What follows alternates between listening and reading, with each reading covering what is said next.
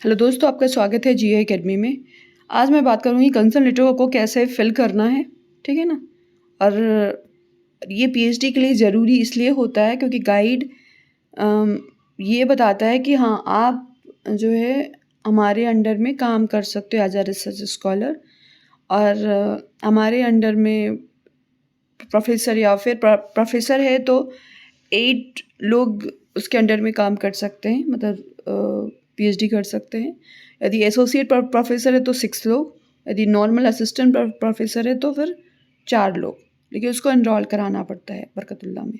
तो चलो देख लेते हैं कि क्या क्या है इसमें। ठीक है, नेम ऑफ स्कॉलर, आपका नाम। फिर उसके बाद क्या करना है, सब्जेक्ट, जो भी आपका सब्जेक्ट है।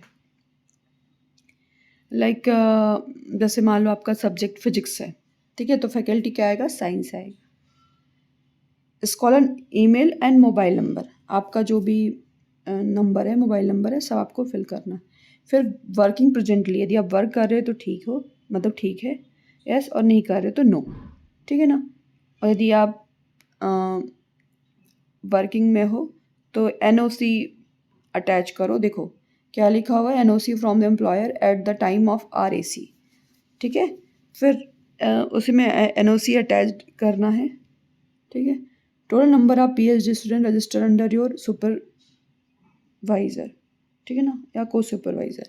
इसमें आपका जो भी गाइड हैं उनके अंडर में कितने लोग काम कर रहे हैं, name of student, subject, supervisor और मोबाइल नंबर, ठीक है।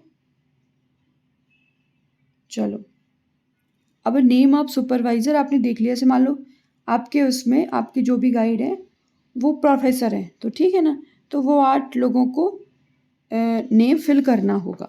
मतलब 8 लोगों को पीएचडी करा सकते हैं, लेकिन कुछ लोगों की पीएचडी कंप्लीट हो गई है तो 1-2, मतलब 2-3 भी हो सकते हैं, 4 भी हो सकते हैं। तो गाइड से संपर्क करके आपको नाम पूछना होगा जो भी उनके अंडर में काम कर रहे हैं, ठीक है। अब चलो, अब अब आपको अपने गाइड का नाम लिखना है और अब जहाँ वो हैं, ठीक है ना, जहाँ मतलब लाइक जहाँ वो पदस्थ हैं, ठीक है ना, उस इंस्टीट्यूट का नाम लिखना है।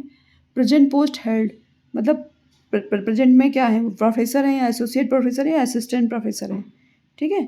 इस तरीके से हमें फिल करना है। प्रोफेसर होंगे तो ऐसे कर देना, एसोसिएट प्रोफेसर होंगे तो ये, असिस्टेंट प्रोफेसर होंगे तो ऐसे, ठीक है ना। वर्किंग प्रेजेंटली, गवर्नमेंट जॉब में या प्राइवेट है, मतलब कुछ ऐसे भी गाइड होते हैं, कॉलेज होते हैं जो गाइड प्रोवाइड कराते हैं, ठीक है ना। तो प्राइवेट कॉलेज भी हो सकता है, गवर्नमेंट कॉलेज भी हो सकता है।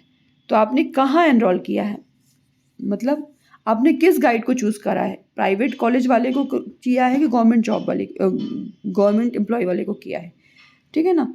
तो यदि आपने गवर्नमेंट कॉलेज के प्रोफेसर को चूज़ करा है तो गवर्नमेंट प्रोफेसर कर देना, यदि प्राइवेट किया है तो प्राइवेट को कर देना, ठीक है ना। और यदि प्राइवेट विद है ना, select under the college 28 code 28 के तहत वो है, वो मतलब एनरोल है तो ठीक है, नहीं है तो नो कर देना, ठीक है। Mobile number, email ID, telephone number ऐसे करके लिखने हैं, ठीक है। यदि आपका को सुपरवाइज़र है तो उसका एड्रेस और इंस्टीट्यूट लिखना है। और उसी तरीके जैसे ऊपर लिखा हुआ था, ये वो प्रोफेसर है या एसोसिएट प्रोफेसर या असिस्टेंट प्रोफेसर है, इस तरीके से सबको बताना है। और एक बात और बता दे रही हूँ कि यदि आप की सुपरवाइज़र हैं तो आप को सुपरवाइज़र भी चूज़ कर सकते हो, ऐसा नहीं है किसी भी एक ही सुपरवाइज़र हो, आपको जैसा सुटेबल लगे वैसा काम कर सकते हो, ठीक है। Mail ID, register with another university, ठीक है ना, यस एंड नो पे क्लिक करा, नेम ऑफ यूनिवर्सिटी, ठीक है ना। रिसर्च सेंटर कोड डालना है।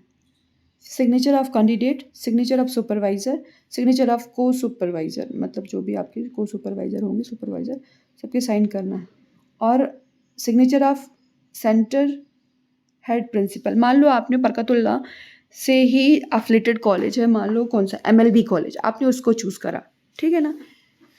तो उसके जो हेड होंगे, प्रिंसिपल होंगे, है ना, उनके सिग्नेचर चाहिए होंगे। और ये देखो यहाँ पे साफ शब्दों में लिखा हुआ है, maximum number of candidate which is the guide as can have as a ordinance 11, item number 17 third is the professor is the 8, ठीक है, associate is the 6, assistant professor is the 4। मतलब 8 लोग प्रोफेसर के अंडर में काम कर सकते हैं, एसोसिएट लोग 6,